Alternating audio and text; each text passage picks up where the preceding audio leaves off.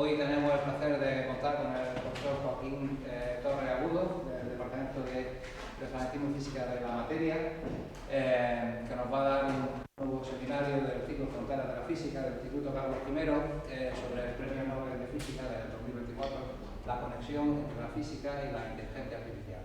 Joaquín, muchas gracias. Pues me reitero en las gracias por venir, sobre todo ante tanta competencia que tenemos en estos días. Y quiero agradecer al profesor Pablo Hurtado y a Miguel Ángel Muñoz por invitarme a dar esta charla, que ya os digo que me he divertido mucho preparándola, porque he aprendido muchas cosas que desconocía, pese a que yo empecé en el campo de las redes neuronales en el año 1992, exactamente 10 años después de que Hochschild publicara su trabajo seminal. O sea que el primer artículo que mi supervisor de tesis me dio fue precisamente el artículo de Hochschild. Me dijo, mira, ¿de qué va esto? ¿No? Entonces me lo empollé muy bien en su momento. He querido titular el título de la charla La conexión entre la física y la inteligencia artificial, porque yo soy de la idea, pese a mucha gente que opina lo contrario, que efectivamente esta investigación merece ser galardonada con un premio Nobel de Física. Y bueno, estoy un poco desacuerdo con lo que la Academia Sueca ha dicho sobre las bondades de este trabajo, porque dice que es por descubrimientos fundacionales e invenciones que permiten el aprendizaje automático mediante redes neuronales artificiales. Creo que se queda un poco bajo, ¿no?, en la importancia que tienen estos trabajos, y que me gustaría poder transmitiros a vosotros por qué son tan relevantes, ¿no? Bueno, mi siguiente transparencia no es mía, me la ha dado el profesor Miguel Ángel Muñoz, pero refleja claramente lo que es este premio Nobel. Bueno, esto ya lo dijo Edwin Schrödinger en su famoso libro ¿Qué es la vida?, ¿vale? Y contesta de forma muy solemne: la vida es física. Es decir, la vida, los seres vivos, los procesos que ocurren en los seres vivos, en todos los niveles de descripción, son susceptibles de estudiar mediante la física. Y por lo tanto, ¿por qué no los vamos a estudiar? ¿Vale? En la misma línea, me he permitido escribir esta pequeña argumentación que, para mí, la base fundamental del Premio Nobel de Física de este año, pues radica simplemente en la necesidad que tenemos los seres humanos, debido a nuestro alto nivel de razonamiento, de entender cuál es nuestro lugar en el cosmos, de entender cómo la naturaleza humana emerge y, en general, y la identidad en particular. Y para esto, lo primero que tenemos que entender es cómo funciona el cerebro, así de claro. Entonces, cuando empezamos a estudiar, ya llevamos muchos años estudiando el cerebro desde muchas perspectivas, pues lo primero que vemos es que el cerebro es algo raro ahí, entrevesado, hay unas conexiones raras, una estructura rara. No sabemos muy bien cómo es esa estructura, ahora sí sabemos más, ¿no? Pero si vemos las funciones que tiene el cerebro, en todos los niveles, vemos que es altísimamente complicado, ¿eh? Hay muchas interrelaciones, hay muchos fenómenos emergentes. En definitiva, el cerebro es un sistema complejo, pero muy complejo, ¿vale? Vamos a poner un poco en contexto este premio Nobel, ¿eh? Y vamos a ver cuáles son sus antecedentes y a qué ha dado lugar. Bueno, pues preparando esta charla ha sido muy complicado, porque he visto que hay muchas influencias de investigaciones previas, principalmente los 60 años anteriores. Podemos irnos un poco más atrás, de hecho os voy a mostrar algunas transparencias al respecto, que han influido de alguna forma tanto en el trabajo de Hochschild como en el trabajo de Hinton. Y aquí he puesto unos ejemplos, ¿vale? No quiere decir que sean los únicos, seguramente algunos de vosotros trabajaréis con gente que también, o vosotros mismos, y que podáis encontrar más conexiones y más influencias. Bueno, yo ahí he puesto unas pocas y las flechas indican su grosor, la importancia, desde mi punto de vista, que han tenido en la aparición de estudios como el de Hochschild y Hinton. ¿Qué se ha derivado a partir de estos descubrimientos de Hochschild y Hinton? Pues aquí lo tenéis. O sea, ha habido un periodo en el que apenas las cosas se desarrollaban, se utilizaban estos modelitos, variantes, como veremos, para intentar hacer cosas, pero en los últimos años ha habido una explosión exponencial, hacia la inteligencia artificial tal y como la conocemos hoy en día, y cualquiera de los que estamos aquí entendemos eso, ¿vale? ¿A qué se ha debido esa explosión? Pues básicamente, desde mi punto de vista, a la potencia de cálculo de los ordenadores en los últimos años. Vamos a empezar entonces muy brevemente, voy a ir un poco rápido para centrarme posteriormente más en lo que es el modelo de Hopfield y la máquina de Boltzmann de Hinton, hacer un breve repaso histórico de los antecedentes. Bueno, el primer antecedente, para mí quizás uno de los más importantes, viene de la psicología, fijaros, y de la neurofisiología, y concretamente de este hombre que es Donald Hebb. Donald Hebb escribió un libro en el año 1949 que se llama The Organization of Behavior, ¿no? La organización del comportamiento. Bueno, pues Hebb, tenía conocimientos evidentemente de neurofisiología, viendo cómo la información que tenía de cómo se conectan las neuronas y cómo se establecen sinapsis entre neuronas, pues estableció un principio que hoy es una piedra angular de la neurociencia computacional, de la neurofísica y también de la inteligencia artificial, que viene escrito ahí, como viene. Si lo leéis, esto viene a decir que cuando tengo en el cerebro dos neuronas que están conectadas mediante una sinapsis y las dos neuronas están disparando a la vez, algo ocurre a nivel molecular en la sinapsis que refuerza esa conexión. Y viceversa, si una dispara y la otra no dispara, no responde, algo ocurre a nivel molecular también que debilita esa sinapsis. Vale, pues eso se traduce en la regla de oro de Hebb, que se conoce como la regla de Hebb, que las neuronas que disparan juntas también se reconectan o se conectan juntas. ¿Vale? Esto es un principio, yo lo catalogaría a nivel de principio, esencial para el desarrollo del modelo de Hopfield, de la neurociencia, de la inteligencia artificial, etcétera, etcétera. Y, por supuesto, tiene influencia, como ya os digo, en el modelo de Hopfield.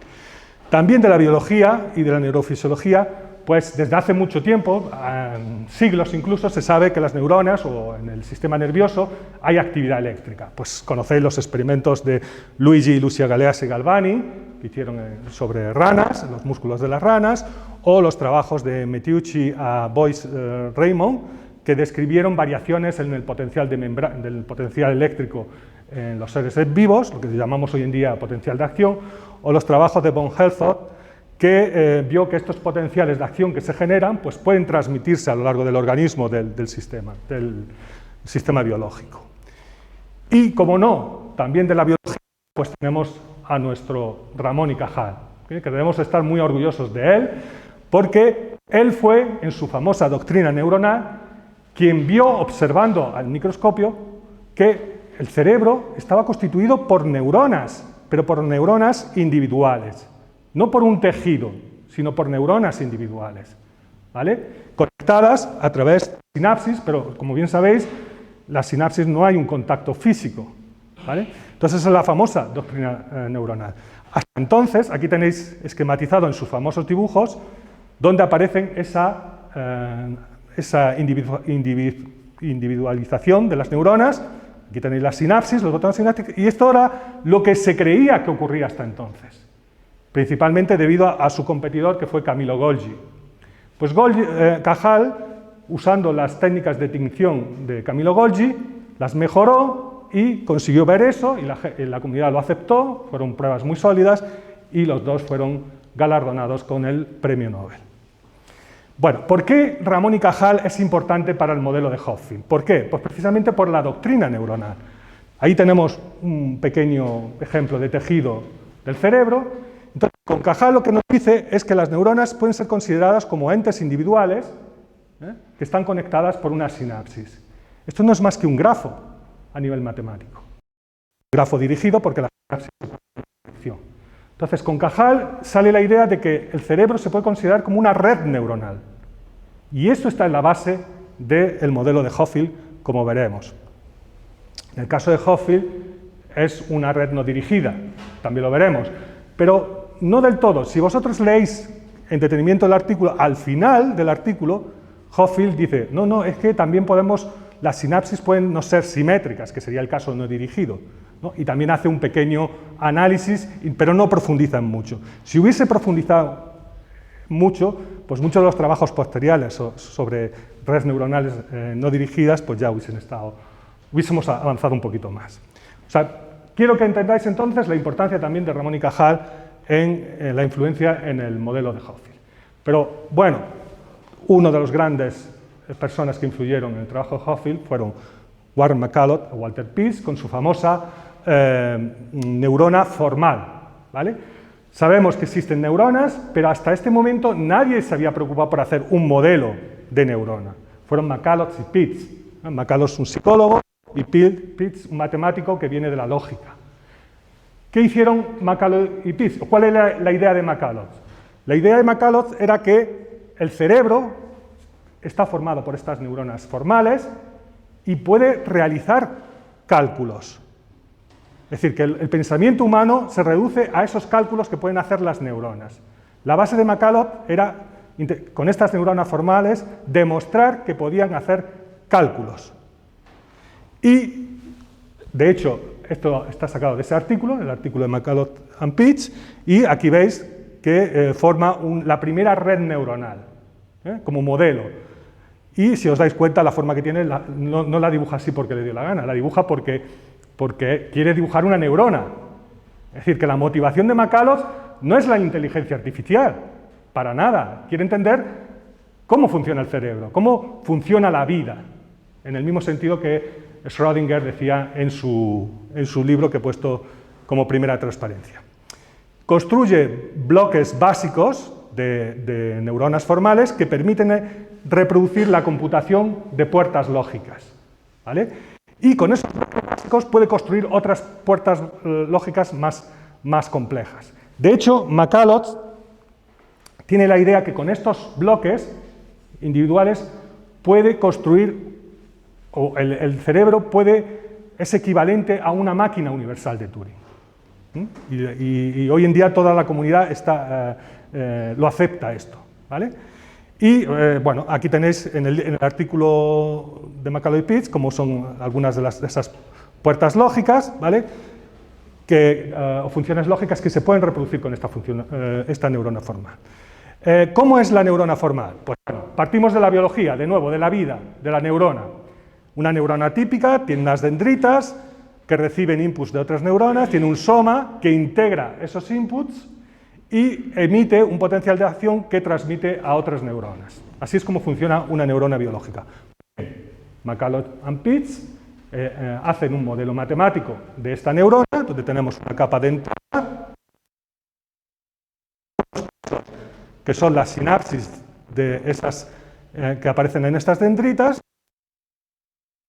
La neurona en el soma integra esa información con una función de transferencia y genera una salida con una función de activación, ¿vale? Es decir, si esa suma integrada de inputs supera un umbral, entonces dispara la neurona, si no, no dispara. Bueno, ahí tenéis cómo deben de ser qué características tienen que tener esas neuronas formales, no voy a entrar en esos detalles, pero me gustaría centrarme en dos principales. Primero, que la activación de las neuronas es binaria, es o dispara o no dispara, ¿vale? Y en este último, que va a ser muy importante como veremos a continuación, la estructura o los pesos no cambian en el tiempo. No cambian en el tiempo. Esto, aunque ellos no lo creían, introducía una limitación en este tipo de neuronas formales, como veremos. Bueno, a nivel matemático, ¿cómo se formaliza todo esto? Pues bueno, tenemos la función de transferencia, que sería nada más que esta suma pesada, y phi es la función de activación, que ellos utilizan una muy simple, que es la función paso, ¿vale? Entonces, si esta suma es mayor que un umbral, entonces dispara, y si no, pues no dispara.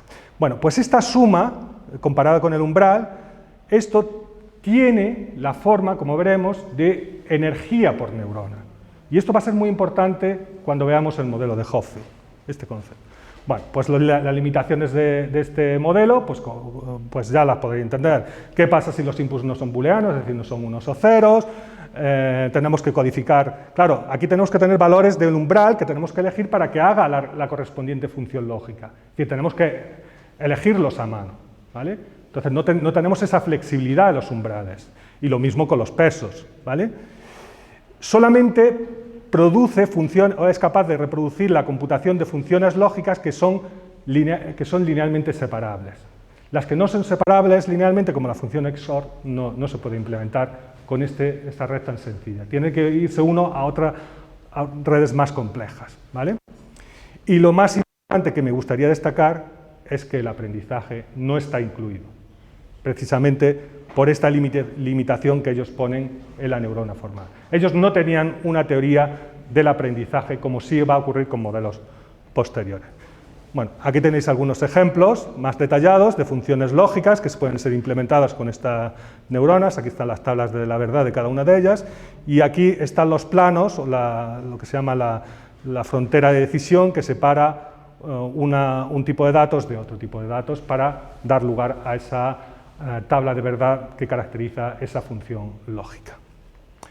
Bueno, otras influencias del modelo de Hopfield, quizás no mucha, pero a mí me gusta siempre poner este tipo de gráficas, son el trabajo de Alan Hodgkin y Andrew Huxley, también en un sistema biológico, como es el axón gigante del calamar, y ellos reproducen el potencial de acción de ese axón gigante, y eso les vale también el premio Nobel. Lo reproducen, no lo he dicho, mediante las matemáticas, mediante la física, ¿vale? ¿Y cómo lo hacen? Pues muy fácilmente. Ellos se dan cuenta que la membrana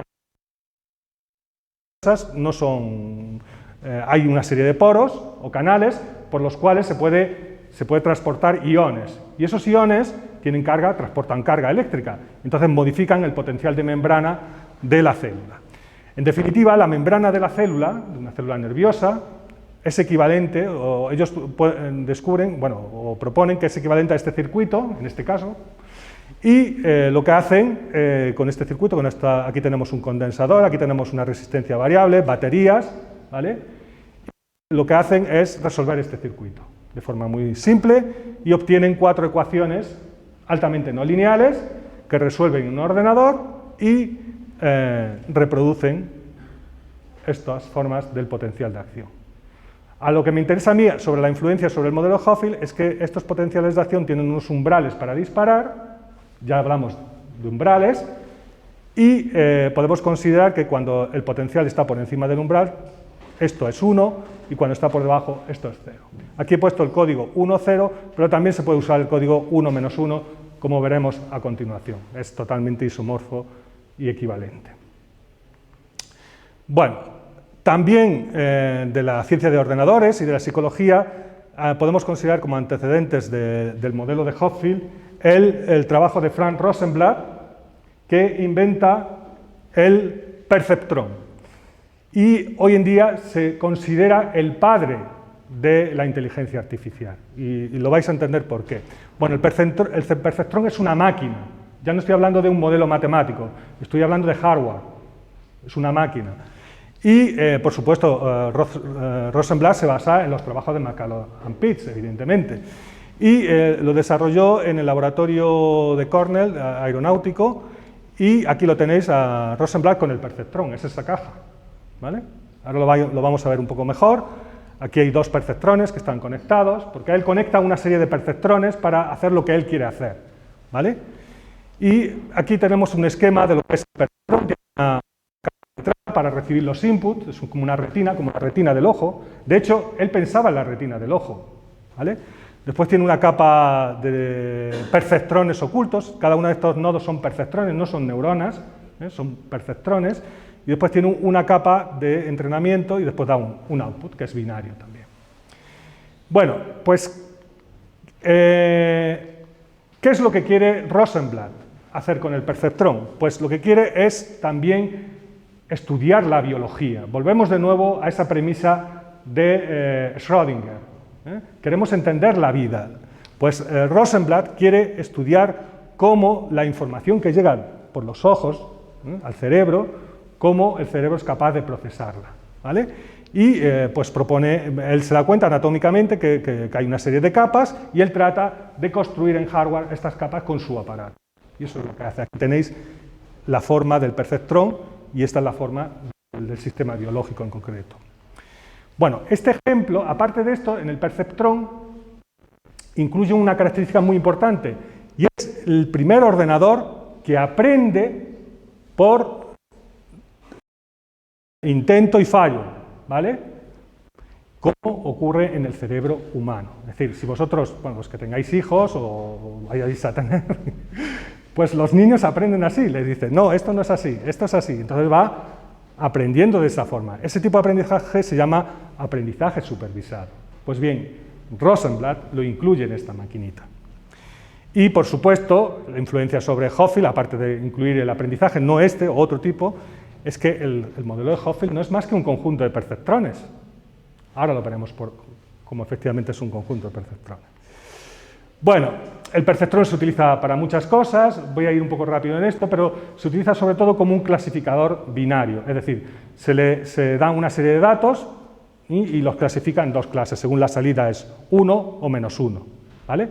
Y aquí tenéis, bueno, en el modelo original, en vez de considerar el umbral aparte del input, pues lo mete dentro del vector y define vectores extendidos que son este y este. Y entonces trabaja simplemente con esta función de activación, es decir, que para no tener que estar siempre con el umbral y con los pesos.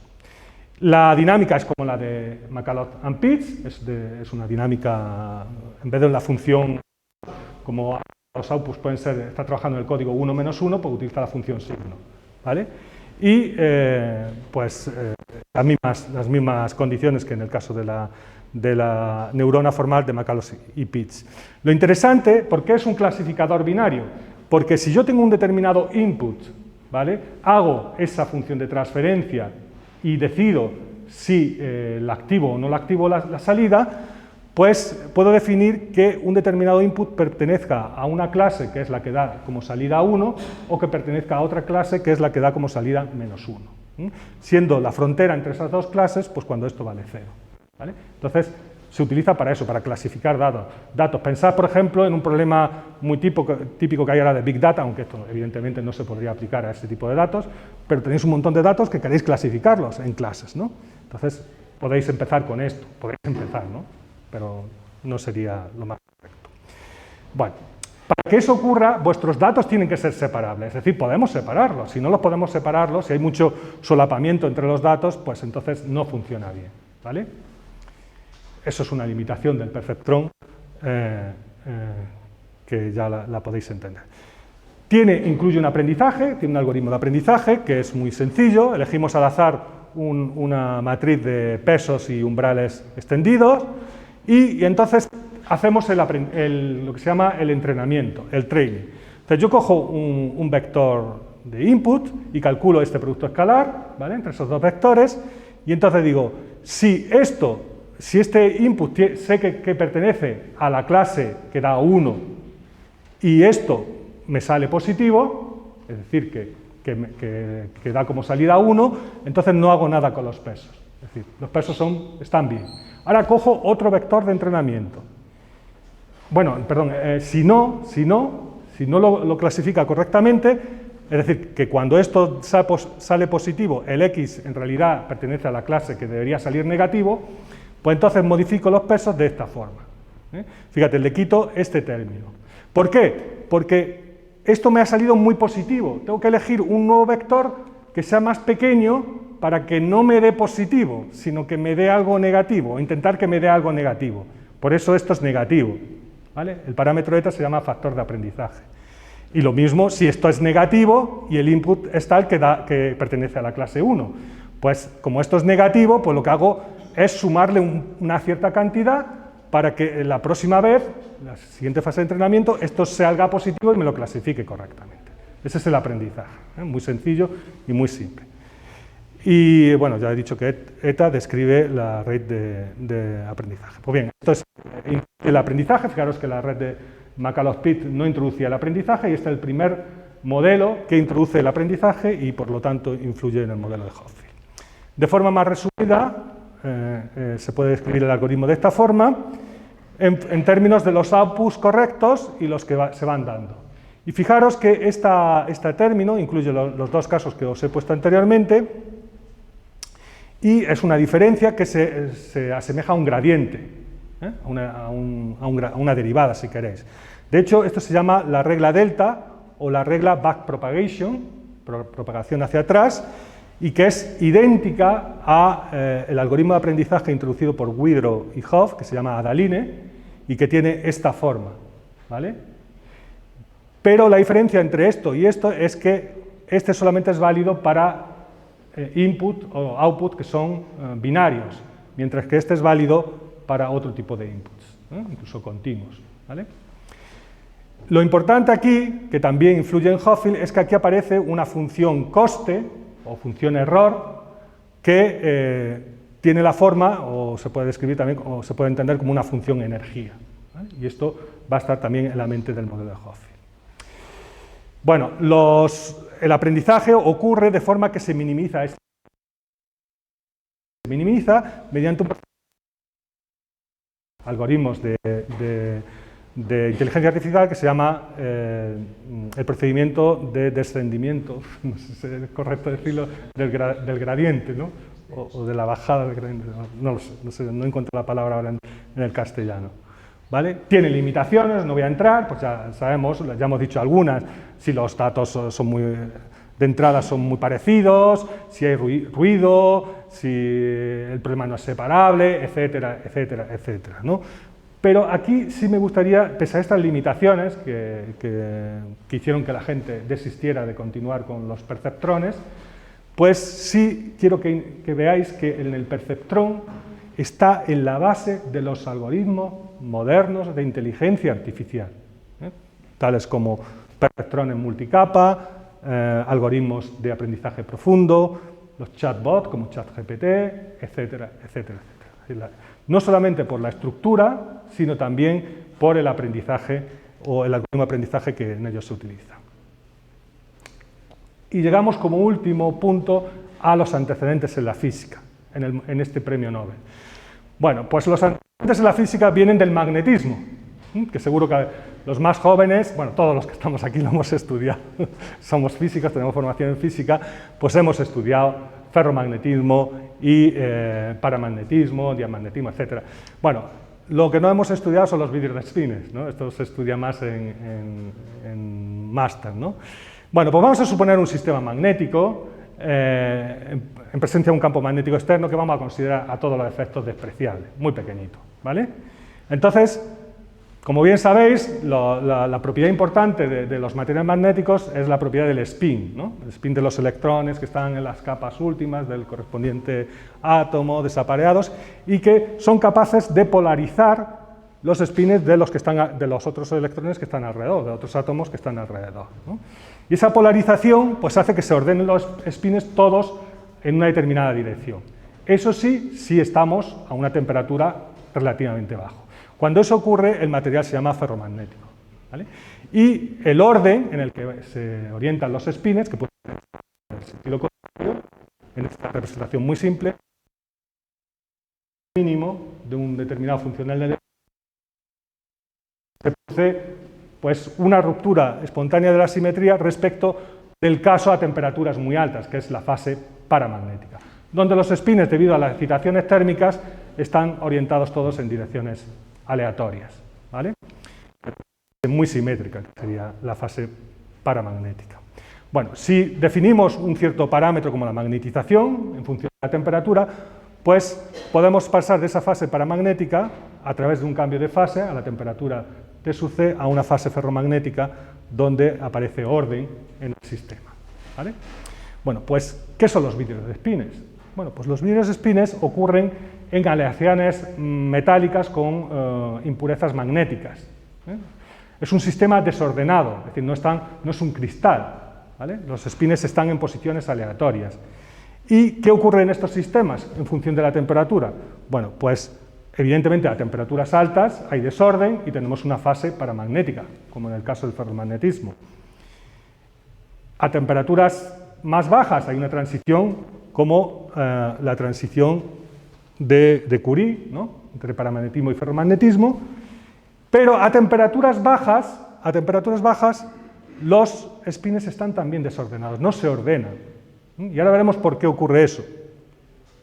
Y eso se traduce en que la magnetización a temperaturas bajas se hace cero también. Es decir, hay un segundo cambio de fase a temperaturas muy bajas, que no se entiende, y que a nivel de energía, pues lo que ocurre es que, bueno, a nivel de energía, ¿cómo es la situación? ¿Por qué ocurre esto? Pues porque aparecen diferentes configuraciones que se llaman frustradas, donde los spins no saben muy bien hacia dónde orientarse, si en la dirección del que tiene al lado o en la dirección del otro, en el otro sentido, porque cada uno le está diciendo una cosa que se oriente en una dirección o se oriente en la otra dirección contraria, ¿no? De esa forma, pues el sistema está desordenado y ese estado desordenado corresponde a un mínimo, este mínimo local o que hay un número muy grande de posibilidades, ¿no?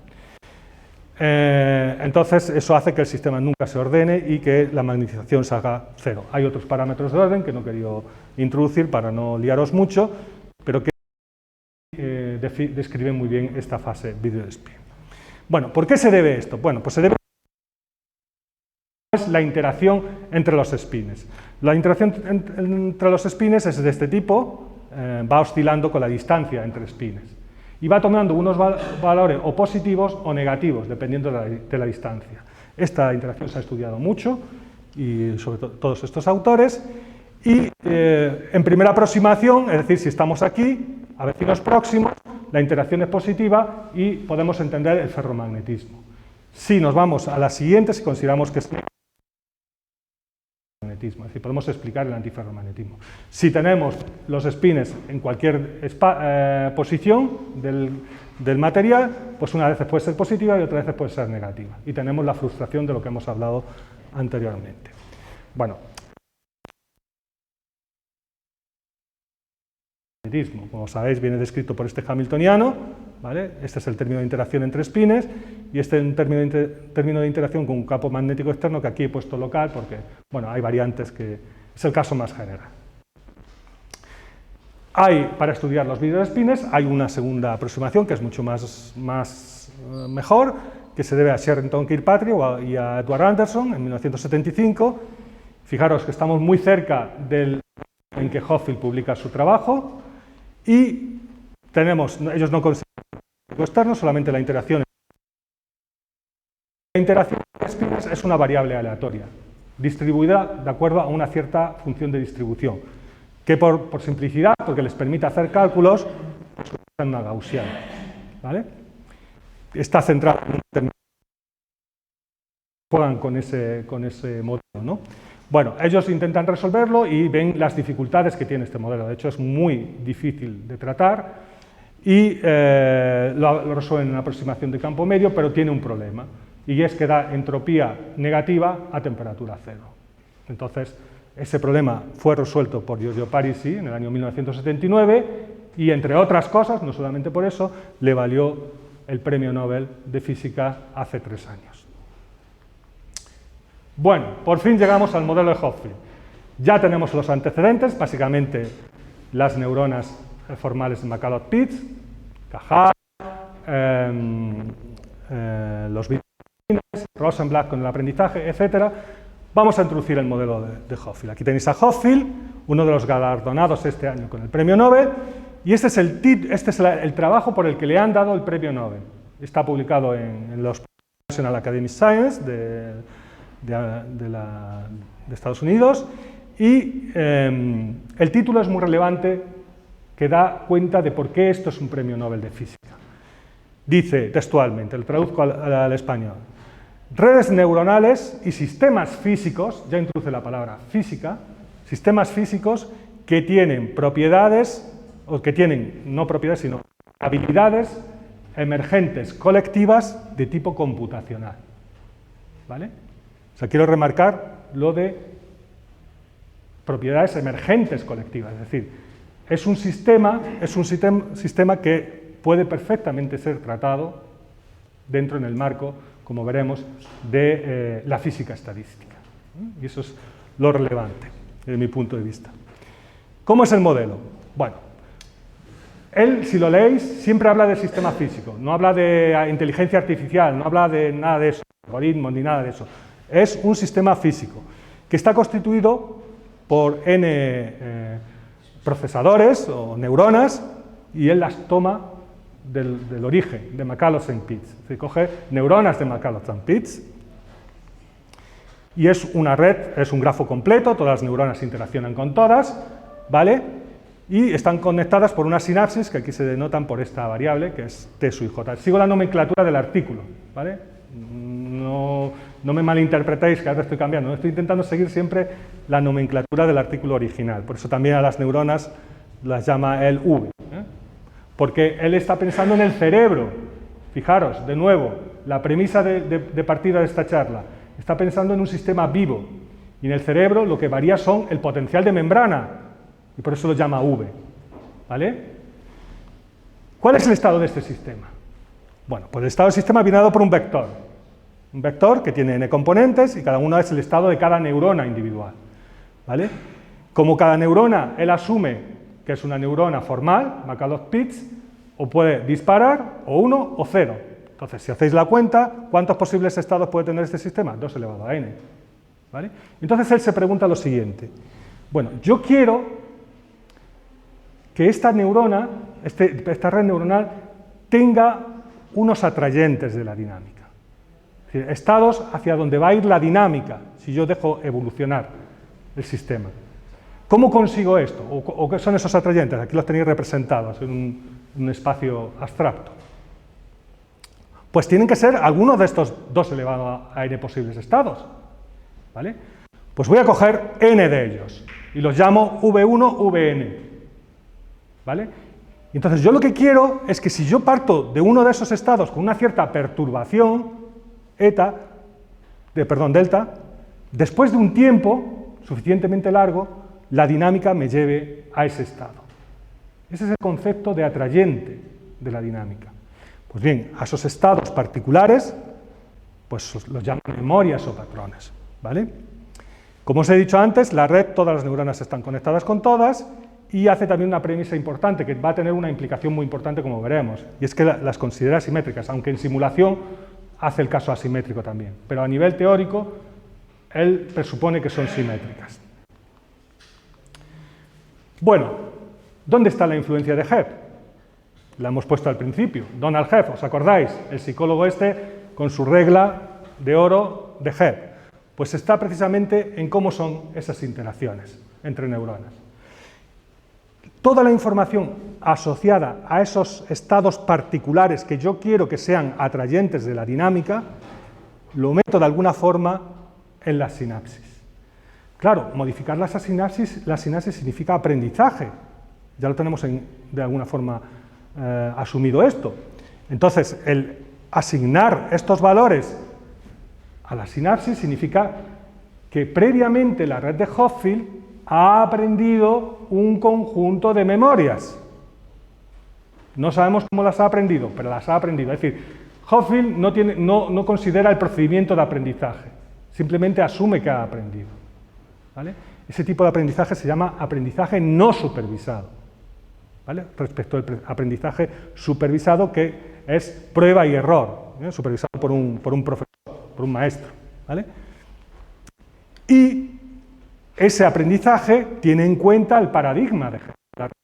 Si os dais cuenta, como estas variables son binarias, si las dos disparan, esto da positivo, es decir, se refuerza la sinapsis. Si las dos son negativas, también hacen lo mismo, eso también es positivo, ¿vale? O sea, si las dos no disparan, perdón. Y cuando una dispara y la otra no dispara, pues esto se hace negativo. Es decir, que se debilita la sinapsis. Es decir, esa regla, esa forma de hacerlo, cumple con el paradigma de Hebb. ¿Cómo aprenden en una fase previa esta red neuronal? Pues, como siempre, modificando los pesos, como hemos visto. ¿Y cómo los modifica? Pues, cuando la red de Hopfield aprende una memoria, las sinapsis se modifican en esta cantidad, donde esta cantidad es simplemente lo que aparece aquí, ¿vale? Promediado en el tiempo, sobre todo el tiempo que dura el aprendizaje, ¿vale? Lo que se conoce, como hemos dicho antes, aprendizaje no supervisado. En cuanto a la dinámica, pues utiliza la dinámica de McCulloch-Pitts. No hacemos nada diferente, ¿eh? Lo que hacía McCulloch-Pitts, lo mismo. Y esta dinámica, tipo McCulloch-Pitts, se considera a temperatura cero, determinista, ¿vale? No hay estocasticidad, la dinámica no es estocástica, es Si es mayor que 0, eso es 1, punto. Si es menor, es 0, ¿vale? Bueno, el modelo Hopfield admite una descripción hamiltoniana. Bueno, hemos dicho que antes que se puede considerar como un conjunto de perfectrones. La salida del perfectrón, de uno de los perfectrones, la neurona de salida, pertenece a la capa de entrada de los n-1 restantes perfectrones, ¿vale? Entonces es un conjunto de perfectrones acoplados. En la dinámica de Markov-Pitts tenemos este término que lo podemos considerar como energía por neurona, ya lo he dicho anteriormente, ¿vale? Y para el caso de simétrico, que el que estudia, uno puede definir una función de energía que, fijaros qué casualidad, no es más que el modelo de Ising. O sea que Hopfield construye una red neuronal que a los físicos les encanta, que es la que viene definida por un hamiltoniano que no es más que el modelo de Ising. Bueno, más que el modelo de Ising, es un modelo de video spin. Adelanto un poquito, lo vamos a ver a continuación. Bueno, pues si la neurona cambia en un instante de tiempo dado, de acuerdo a la regla esta, se produce un cambio en la energía, en esta energía, que viene dado por esta expresión. ¿Y cómo es ese cambio? Es siempre negativo, lo podéis ver. Es decir, cualquier cambio en la evolución de la red me lleva hacia donde la energía disminuye. Me lleva hacia un atractor, hacia un mínimo de la energía. Así que incluye ese procedimiento, de forma natural, ese procedimiento de descendimiento del gradiente que hemos dicho anteriormente, ¿no? Lo incluye. H es una función monotónicamente decreciente de su variable, ¿no? Como hemos dicho, el hamiltoniano es isomorfo a un spin glass. ¿Por qué? Porque esto que hemos visto que aquí viene dado por esta suma, cuando cogemos estados aleatorios, no una cara como os voy a enseñar ahora, sino un estado aleatorio, ¿vale? Podéis demostrar rigurosamente que esta suma, sobre todo cuando el número de memorias es muy alto, no es más que una variable gaussiana, aleatoria, que tiene un límite central. Es fascinante. Y hemos visto antes, tenemos un hamiltoniano tipo Ising, con un término aquí de interacción, que es una variable gaussiana. Eso es un vidrio de spin. Ya lo demostró Sherrington Kilpatrick, Edward Anderson y Parisi, evidentemente, ¿vale? El cerebro, en el sentido de Hopfield, no es más que un vidrio de spin. Eso lo dejo ahí como un punto importante, yo diría en primera aproximación. Bueno, vamos a ver cómo funciona todo esto. Vamos a ver cómo funciona. Supongamos que tenemos una red de Hopfield que no ha aprendido nada. Entonces tenemos un funcional de energía, que vamos a considerarlo en un espacio hiperdimensional, que es plano. Y ahora le damos un patrón, una de esas configuraciones que queremos que aprenda. ¿Cómo cambia este landscape de energía? Pues aparecen dos mínimos. Uno corresponde al patrón y otro corresponde a lo que se conoce como el antipatrón, el negativo del patrón. Estamos con neuronas binarias. ¿Qué pasa si yo ahora le digo que almacene otra memoria, este otro patrón? Pues entonces aparecen igualmente dos nuevos estados, que son los mínimos globales de la dinámica. Pero fijaros lo curioso, no aparecen solamente esos dos mínimos, aparecen mínimos locales, este y este, o más, que son estados mezcla. Fijaros, esto corresponde a una simulación que yo he hecho para esta charla del modelo Hopfield con solo dos patrones. Y cuando haces tu condición inicial, pues te salen estos estados mezcla, ¿vale? Entonces, esto es algo que ahí está, sí, es un vidrio de spin, no deja de ser un vidrio de spin. Estos estados mezcla, cuando tenéis muchos patrones, cuando esa suma se distribuye de acuerdo a una distribución gaussiana, en ese límite, teorema límite central, como ha dicho muy bien el profesor Hurtado, aparecerían infinitos de estos mínimos locales. Y esto es negativo para el proceso de recuerdo de las memorias. Eso es negativo, ¿vale? Y eso es un problema que tiene el modelo de Hopfield. Aquí lo vamos a ver. Supongamos que hemos almacenado muchas memorias, muchas, infinitas. Tenemos un landscape de energía muy complejo, ¿vale? Muchos mínimos, globales, locales, algunos máximos, bueno, eso ocurriría en presencia de temperatura, pero bueno, supongamos que es complejo. Y partimos de una condición inicial de mi red neuronal, que es representada por este puntito, en ese landscape de energía. Y lo dejamos evolucionar, de acuerdo con la dinámica de McCulloch-Pitts. Entonces puede converger a ese mínimo global de la dinámica. Pero podemos hacer otra vez el experimento con otra condición inicial, variando muy poquito o usando otra semilla de generador del número aleatorio, y resulta que cae en un video spin, en un estado video spin, un estado mezcla. ¿Vale? Hochschild se dio cuenta de eso cuando hacía las simulaciones y entonces se preguntó ¿cuál es el mayor número de memorias que yo puedo almacenar en la red? ¿Qué número máximo puedo almacenar en la red y puedo recuperar alguna vez cuando haga mi simulación, mi sorteo? Pues resulta que ese número escala con el tamaño de la red y es 0,14. Él ya le sale este numerito, hace sus simulaciones y lo hace. Es un resultado numérico en su trabajo. Bueno, esto para los físicos o la gente de computación que leyó el trabajo de Hochschild dijo, pues vaya, qué poco, ¿no? Yo recuerdo, porque yo empecé con estas cosas y se oía en el ambiente, la gente que trabajaba en esto dice, pues qué baja que es esa capacidad, ¿no?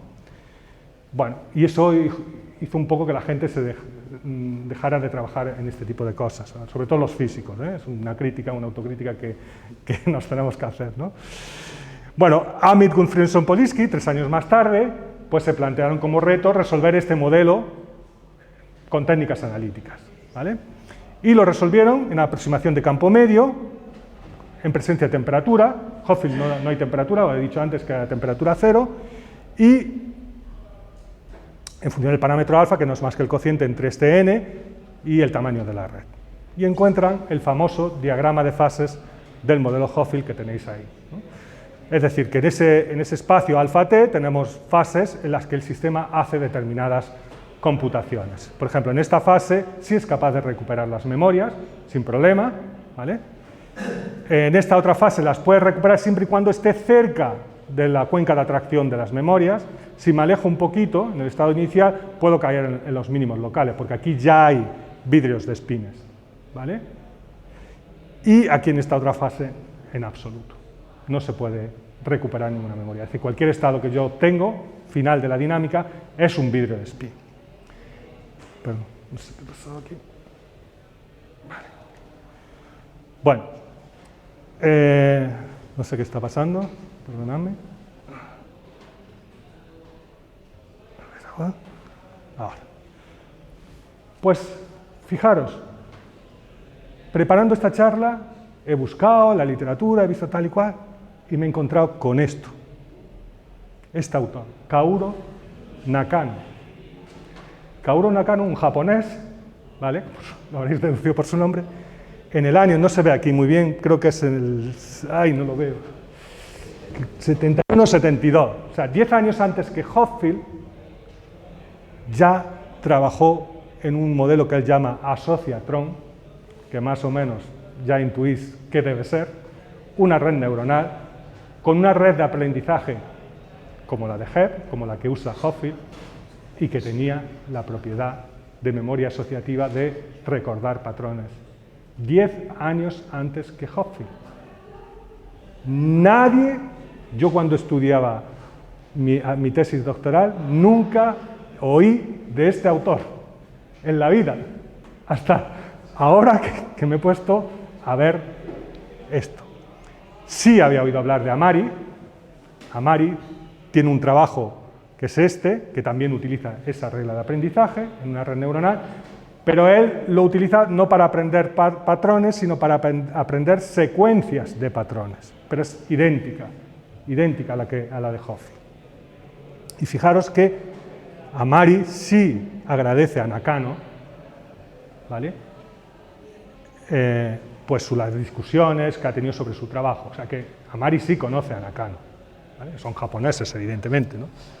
Bueno, pues ayer mi estudiante Eduardo, mi compañero, me mandó un correo de una noticia en Japón donde hablan de los trabajos previos de Amari. Nakano no creo que no hablan de Nakano, sobre que son anteriores al modelo de Hoffel. Sin embargo, no han tenido la trascendencia que tuvo el modelo de Hoffel. Pasamos a la segunda y última parte de esta charla, que es la contribución de Hinton. He dejado eso para que penséis, si queréis luego lo discutimos, el turno de preguntas, ¿no? Bueno, Hinton es el segundo galardonado con este premio Nobel. ¿Y por qué ha sido galardonado? Por este trabajo, A Learning Algorithm for Boltzmann Machines. Y aquí vemos la lista de autores. Vemos que primero hay un tal Ackley. 10 minutos, sí. Está Hinton en segundo y después está Sejnowski. Yo Sejnowski lo conozco, cuando estuve en San Diego, él está allí en San Diego, y es un monstruo de la computación de la inteligencia artificial. Y entonces uno se pregunta, ¿y por qué se lo han dado a Hinton? ¿Se podrían haber dado a Ackley o a Sejnowski? Normalmente en un trabajo de este tipo, pues el primero y el último son los más importantes, ¿no? Pues no, se lo han dado a Hinton. ¿Por qué? Pues por lo que pongo en esta otra transparencia. Son dos trabajos previos de Hinton y Sejnowski, pero que están publicados en libros de Proceedings. En estos trabajos, sí, Hinton es el primer autor, Sejnowski segundo, y yo los he leído, los dos artículos, lo podéis leer, son muy fáciles de entender, están las bases de la máquina de Boltzmann, y se habla de máquinas de Boltzmann. O sea que el tercer trabajo, que es el que aparece en una revista científica, pues ya incluye todo lo que se hizo anteriormente en estas dos conferencias. ¿Vale? La máquina de Boltzmann. ¿Qué es la máquina de Boltzmann? No es más que una versión estocástica del modelo de Hoffel, punto. Eso es la máquina de Boltzmann. Y por lo tanto puede ser estudiada por la física estadística o por los procesos estocásticos. Tenemos la energía, modelo de Ising, modelo de Spin-Glass, y es esa red, pero que está en contacto con un baño térmico. Entonces se producen cambios estocásticos en las neuronas de acuerdo a una probabilidad, la dinámica es ahora probabilística, y ellos utilizan la dinámica de Glauber, que viene descrita por esta expresión matemática. De nuevo tenemos el campo local, H sub I, que aparece aquí, que es la energía por neurona, la corriente sináptica o el campo local, y beta es el inverso de la constante de Boltzmann por la temperatura. Cuando una neurona, ya lo hemos visto antes, cambia su estado, pues aparece un cambio en la energía del sistema que viene dado por esta expresión, y eso permite escribir esta dinámica de Glauber en términos de esta función hamiltoniana de esta forma, donde z es la normalización. ¿Vale? Fijaros que aquí esto no es la distribución estacionaria de probabilidad, esto simplemente es la dinámica. ¿Vale? Pues aparece el tiempo. Bueno, en el equilibrio, lo que nos interesa, pues podemos, como los cambios estocásticos ocurren independientemente en cada neurona, pues la distribución de equilibrio en el estado V y en el V super I, pues se puede poner de esta forma. Y esto sugiere elegir una distribución de probabilidad que no es más que viene dada por el factor de Boltzmann. Y de ahí viene el nombre de máquina de Boltzmann. No es más que una versión estocástica del modelo de Hoffel. Punto. Pero ¿en qué se diferencia el modelo de Hoffel de la máquina de Boltzmann? En el modelo de Hoffel hemos visto que podemos quedar atrapados en un mínimo local. En la máquina de Boltzmann de Hinton también podemos quedar atrapados porque es una versión estocástica, ocurre a temperatura mayor que 0. ¿Vale? Entonces, mediante un procedimiento que se llama Simulated Annealing, podemos aumentar la temperatura y la dinámica me puede llevar el estado del sistema hacia arriba del hamiltoniano, no hacia abajo como ocurre en el modelo de Hoffel. ¿Vale? Entonces puedo salir de ese atractor, sobre todo si caliento suficientemente, y recuperar la memoria. Bueno, la máquina de Boltzmann, a diferencia de Hoffel, incluye un algoritmo de aprendizaje diferente. ¿Vale? Es supervisado, frente a Hoffel, que es no supervisado. Hoffel no puede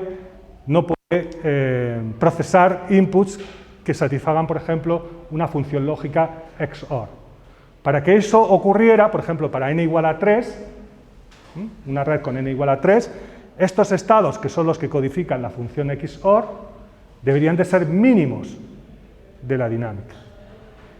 Pero esto implica unas correlaciones a tres cuerpos. Si vosotros hacéis esta condición de mínimo, para la energía, en este caso tenemos para la probabilidad de encontrar los estados, que serían máximos, ¿vale? La probabilidad, donde hay un mínimo en el funcional de energía y un máximo en la probabilidad, pues resulta que incluye solamente correlaciones a dos cuerpos.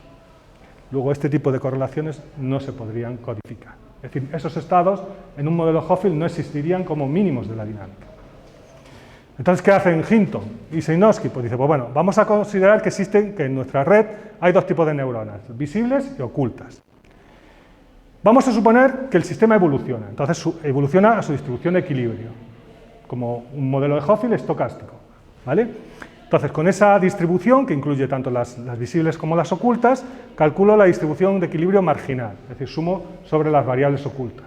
Tengo la distribución de equilibrio de las visibles. Ahora cojo y entrego inputs, es decir, pongo en esta región inputs y los dejo ahí y dejo que el sistema relaje al equilibrio otra vez, ¿vale? Entonces, esos inputs yo los cojo de una determinada, que están distribuidos de acuerdo a una cierta distribución para esas variables visibles, que le damos P barra, ¿vale? Entonces, yo lo evoluciono y entonces tengo una P barra de V grande, con todas las unidades, la distribución de equilibrio. Entonces, la pregunta que uno se puede hacer es cómo de diferentes son la distribución esta de la correspondiente distribución marginal que yo obtendría si no pongo inputs. ¿Cómo de diferentes? ¿Vale? Y entonces defino la entropía relativa entre esas dos distribuciones de probabilidad y quiero encontrar el mínimo de esta función. ¿Vale?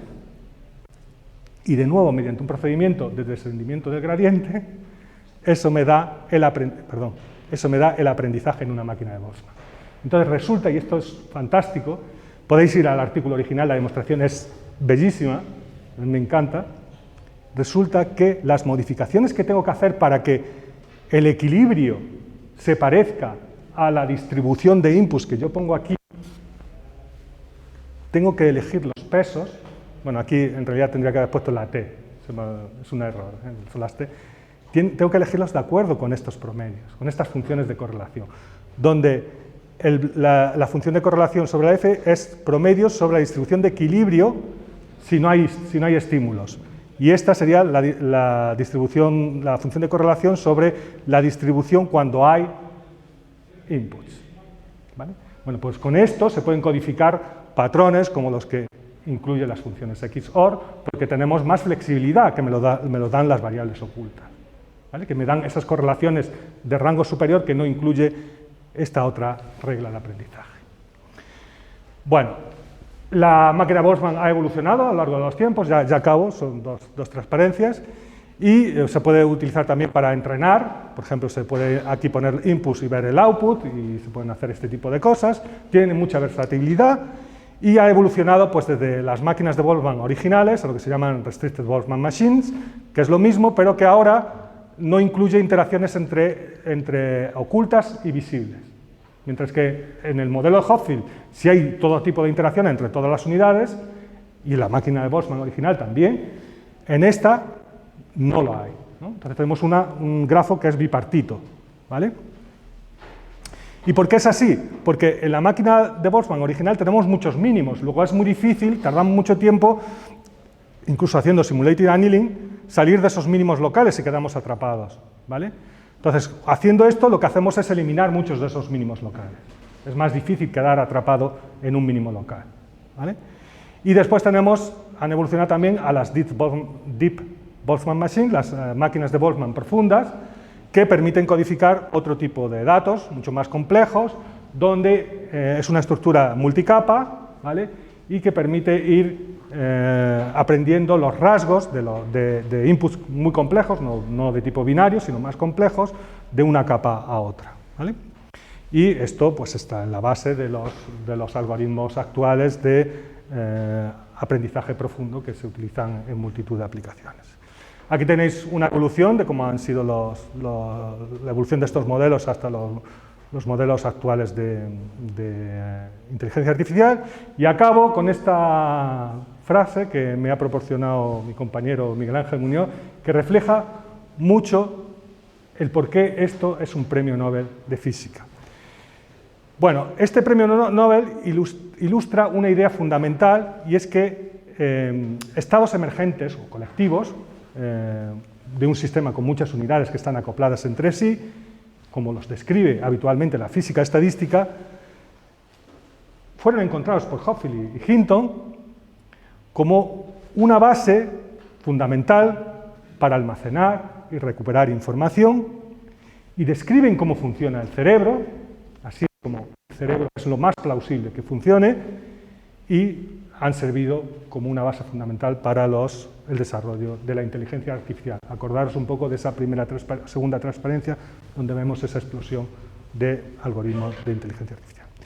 Bueno, finalmente, conclusiones y perspectivas. Muy rápidamente, aquí es mi opinión personal un poco. Bueno, esto es evidente, Hopfield y Hinton nunca hicieron sus trabajos pensando en la inteligencia artificial, nunca. Ellos pensaban, lo que querían era comprender cómo funcionaba el cerebro. Hace poco escuché una entrevista a Hinton, que está en YouTube, y él lo dice claramente: nunca quería desarrollar la inteligencia artificial, no me vengáis con ese, no me pongáis ese marrón a mí, ¿no? Ellos querían entender cómo funcionaba el cerebro, eso era lo fundamental. Volvemos de nuevo a las ideas de Schrödinger, ¿no? Trataban de entender la biología de los procesos cognitivos en el cerebro. ¿Tiene esta investigación el mérito suficiente para ser un premio Nobel? Mi respuesta particular es que sí, la tiene. Y lo argumento de la siguiente forma. Para mí, entender el cerebro es una de las últimas fronteras del conocimiento que tenemos, y que está al mismo nivel que descubrir el origen del universo o las leyes fundamentales de la naturaleza. Es mi propia apreciación. Es un ejemplo para jóvenes que os estáis iniciando en la investigación, y para los no tan jóvenes, que la física sencilla, simple, modelos sencillos o modelos matemáticos simples pueden tener un alto impacto en investigación, en el futuro o incluso para la humanidad. Este es el segundo premio Nobel que se da en los últimos 5 años en el campo de los sistemas complejos. Tenemos el de Parisi y este. Por lo tanto, investigación en sistemas complejos es un área muy prometedora, de alto impacto en investigación. Yo, sinceramente, creo que tanto Amari como Shklovsky podrían haber sido merecedores también de este premio Nobel. No entiendo muy bien por qué no lo ha considerado así la Academia Sueca, pero es mi opinión un poco más particular. Quizás, es una reflexión que quiero hacer, en un futuro no muy lejano va a ser difícil de seguir manteniendo este hecho de que tenemos un premio Nobel en física, o un premio Nobel en economía, o un premio Nobel en medicina. De hecho, ya lo hemos visto con el premio Nobel de química de este año, que ha sido uso de la inteligencia artificial para el estudio de proteínas. Entonces, yo creo que hay que volver un poco, o vamos a volver un poco a la idea, al concepto griego de filosofía, ¿no? O la idea de aletheia, de que lo que nos interesa en definitiva no es descubrir la verdad de los sistemas físicos, sino descubrir la verdad, ¿no? En cualquier campo del saber. El futuro es fascinante, quizás para los más derrotistas un poco peligroso, y aquí os pongo algunos ejemplos. Robots inteligentes, eso lo vamos a ver en pocos años. Ya los hay, ya hay algunos que aplican, ya quieren la gente meterle la inteligencia artificial a los robots, y ya seguro que habrá alguno por ahí. Implantes neuronales. Bueno, ahora se utilizan para resolver desórdenes neurológicos como el Parkinson. Pero quién sabe, no sé si Elon Musk quería hacer algo con el Neuralink y yo creo que lo que quiere para controlarnos a todos. Avances en inteligencia artificial.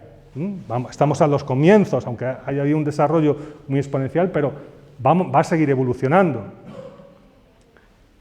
Vamos a seguir evolucionando en la comprensión del funcionamiento del cerebro. Y como última gran frontera, creo que estamos de acuerdo, es la naturaleza de la conciencia. ¿Por qué tenemos conciencia de que somos? ¿No? De que estamos, ¿no? Por supuesto, vamos a hacer circuitos artificiales que van a tener una base biológica, ¿no? Una forma biológica. Y como penúltimo, vamos a poder elaborar cerebros cuánticos, ¿no? De hecho, en estos 3 campos, nuestro grupo está activamente trabajando. Y estamos caminando de forma inevitable hacia una nueva etapa de la evolución humana, si antes no nos destruimos, que llegaremos a ella si antes no nos destruimos a nosotros mismos. Y con esto es todo mi charla, espero no haber aburrido y muchas gracias por vuestra atención.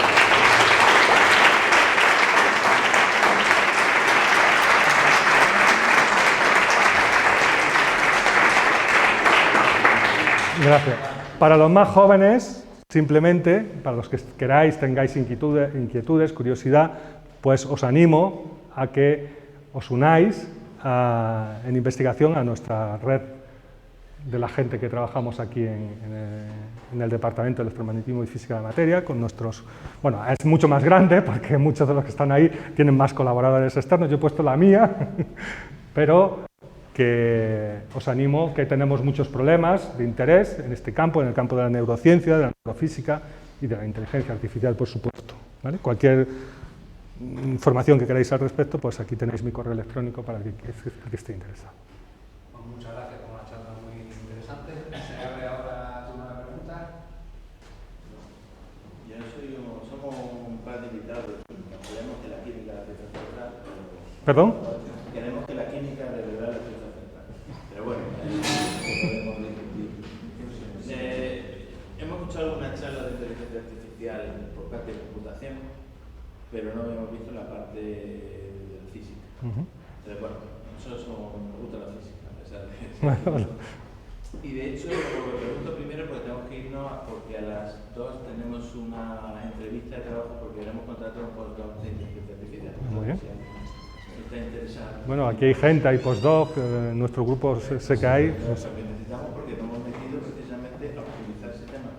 Sí, va a ser el futuro, va a ser el futuro. Sin querer, hemos intentado simular la ecuación de Redinger, las propiedades que derivan de la ecuación de Redinger, con una red neuronal y sin ser muy expertos, pues resulta que funciona. Entonces, cosas que tardan horas en un superordenador, me preguntan, lo entrenas primero, obviamente, con el superordenador y luego te da los resultados, lo cual es sorprendente. Sí. Bueno, no es sorprendente, está ahí. No es sorprendente porque hay una lógica debajo, hay una lógica debajo. Entonces, es cierto que no puedes preguntarle cosas que sean absurdas, pero si le preguntas cosas que tienen sentido, salen cosas con sentido. Yo iba a presentar una pequeña red neuronal que había hecho un chatbot, no como ChatGPT, evidentemente, que he hecho que lo puedes hacer en 5 minutos, hay tutoriales en internet, lo puedes hacer fácilmente. Y efectivamente es fascinante, pero claro, lo duro de ese tipo de inteligencia artificial está en esos paquetes que utilizamos para entrenar. Ahí están las máquinas de Boltzmann, la estructura, los multilayer perceptron, la backpropagation, todos esos algoritmos que están, ¿entiendes? Están ahí detrás. Entonces ahí está la dificultad y obviamente hoy en día ya eso no lo tenemos que programar nosotros, está ahí. Sí, con el propio ChatGPT ya te da los... Efectivamente. Para su propio aprendizaje. Pero, bueno...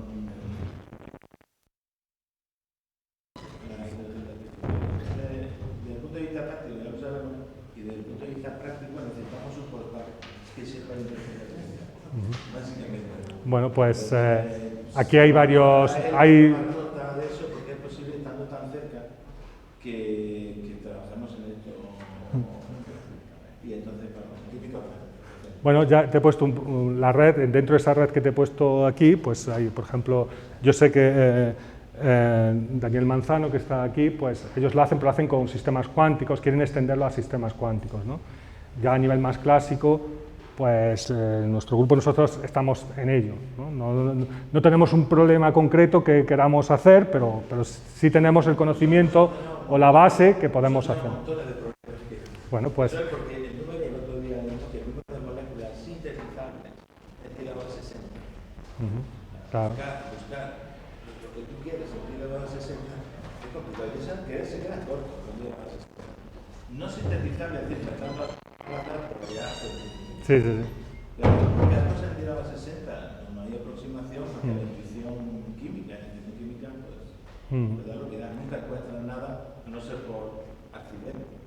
Pues en esas cosas la cuestión es hablar y ver si se encuentra algún camino común entre la gente que haya, pues podéis hablar con gente de nuestro grupo y a lo mejor hay gente que le interesa mucho y se puede hacer alguna cosa de esta, ¿no?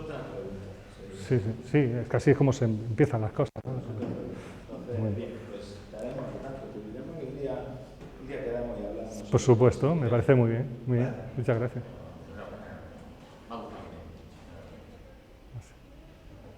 ¿Alguna otra pregunta por ahí? Gracias, la pregunta. Es una máquina de Boltzmann gigantesca con un número de capas.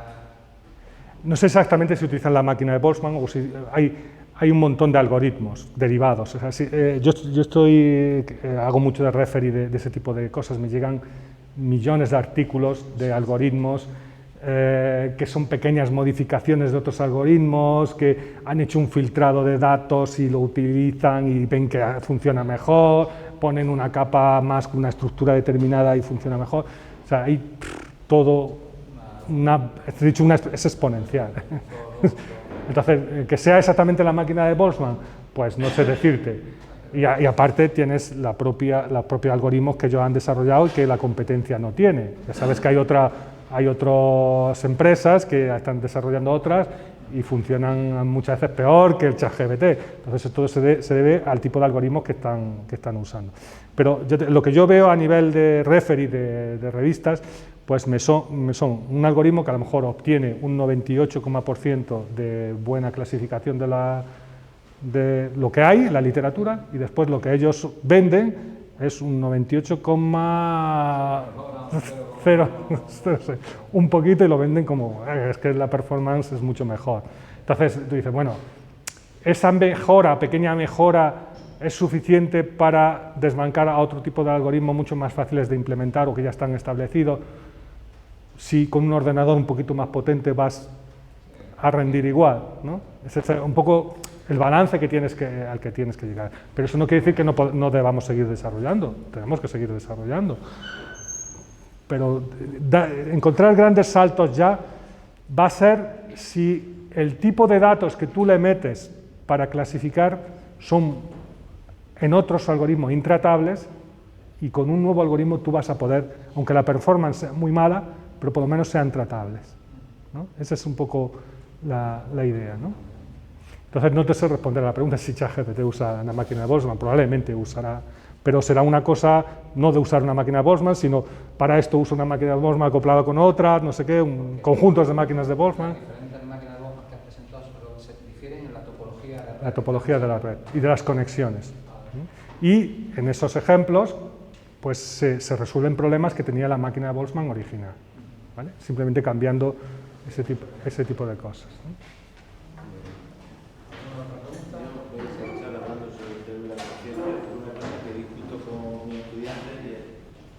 El cerebro funciona así, pero de un ornitorrinco en una pared, da la vuelta y de canto, y lo de una calle se vuelve un ornitorrinco. Sí, eso es verdad. Y tú la máquina haces un ornitorrinco o no, o canto. O sea, es decir, no puede funcionar igual. Evidentemente, por eso te he hablado, por eso están las máquinas de Boltzmann. Te he hablado antes de las Deep Boltzmann Machines, ¿no? Esas tienen en cuenta features, ¿no? Características más complejas de los inputs, que puede ser una rotación, ¿no? Se puede aprender la rotación. Sí, porque ya el cerebro es muy complejo y quizás pues, la estructura del cerebro de alguna forma está implementando esas topologías complejas de máquinas de Boltzmann, ¿no? Evidentemente yo estoy de acuerdo contigo que quizás que todavía queda mucho por entender el cerebro, ¿no? Y ya si te metes en el tema de la conciencia, ayer tuve una conversación con Gustavo sobre ese tema y ya te puedes volver loco. ¿Menos opina que los microtúbulos funcionan como ordenadores cuánticos? Bueno, eso es lo que dice Penrose, hay otros que opinan otra cosa, yo no soy experto en eso. Discutiendo ayer precisamente con mi estudiante, que él sí está más interesado en este tipo de temas, yo soy más partidario de la información que puede dar la física estadística, ¿no? Y la conciencia como algo emergente de la acción de muchos constituyentes, que es algo más de cada persona, ¿no? Pero ahí hay mucha polémica, hay gente que dice que no, que es una cosa general, que un mecanismo general para todo, no sé. Si fuera así, las moscas también tendrían conciencia. Efectivamente, las moscas y hasta las piedras tendrían conciencia. Un planeta podría tener, el Sol podría tener conciencia, efectivamente. Entonces, es que es muy complejo, es un tema muy complejo y muy especulativo desde mi punto de vista, ¿no? Yo no me gusta ser muy especulativo, me gusta más andar con pasos firmes, ¿no? Y poco a poco, a lo mejor también es verdad que especulando pueden surgir nuevas ideas y se pueden abrir nuevos caminos, evidentemente, ¿no? Pues si no hay ninguna otra pregunta, agradecemos de nuevo mucho a todos. Gracias.